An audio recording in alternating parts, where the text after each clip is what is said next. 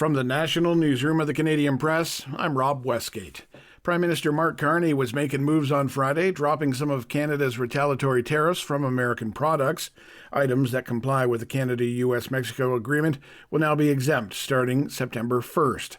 Carney says Canada and the U.S. have essentially re-established free trade on most goods, but there are some sectorial tariffs that remain. Canada will retain our tariffs on steel, aluminum, and autos, as we work intensively with the United States to resolve the issues there. Carney spoke with U.S. President Donald Trump by phone on Thursday, talking about trade challenges and a new economic and security relationship between the two countries.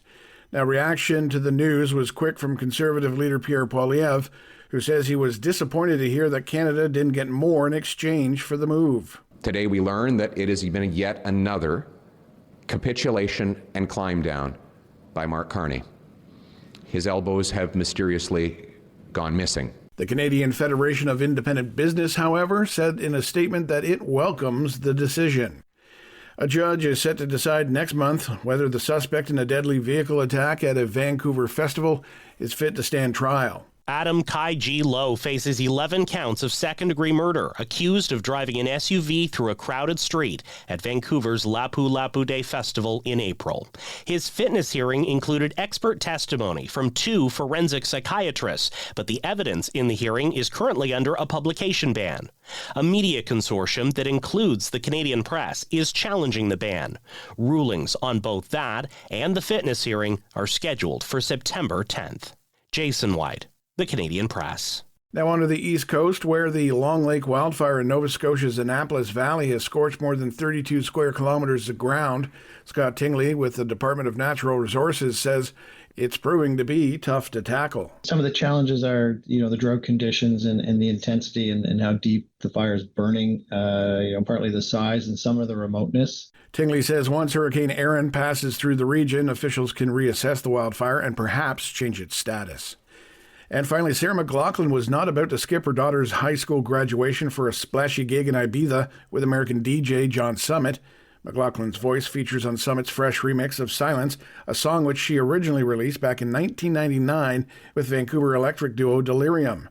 McLachlan was tempted, but all of the dates conflicted with the family's busy schedule. We actually tried, he reached out and said, be great if you can come sing this live. And I'd be, oh my God, I'd love to. Send me all your dates. And not a single one of them lined up because I've just had so much going on. But, my daughter's like, please go do this so I can come to Ibiza. McLachlan says while she hasn't yet nailed down a time to appear with Summit, it is an idea that's still on the table. This is the Canadian Press. In sports, Shane Bieber struck out 9 batters and allowed only 2 hits and 1 run over 6 innings in his Blue Jays debut. Dalton Varsho had a home run and 3 RBIs, and Toronto opened a 3-game series in Miami with a 5-2 win over the Marlins. Elsewhere in the MLB, the Boston Red Sox posted a 1-0 victory over the New York Yankees, while the San Diego Padres pulled even with the Los Angeles Dodgers atop the NL West with a 2-1 victory. Over to the CFL now, where the Edmonton Elks rolled into their 3rd straight win, taking advantage of another sluggish start by the Ottawa Redblacks and posting a 30-20 victory. And finally, U.S. President Donald Trump says the draw for the 2026 World Cup will take place on December 5th at the Kennedy Center in Washington. He made that announcement with FIFA President Gianni Infantino and U.S. Vice President J.D. Vance in the Oval Office. The U.S. is hosting the tournament with Canada and Mexico. The draw will determine the tournament's groups and opening round matches. From the Canadian Press, I'm Rob Westgate. Thanks for listening. Don't forget to follow and subscribe. For more of today's top stories, visit thecanadianpressnews.ca.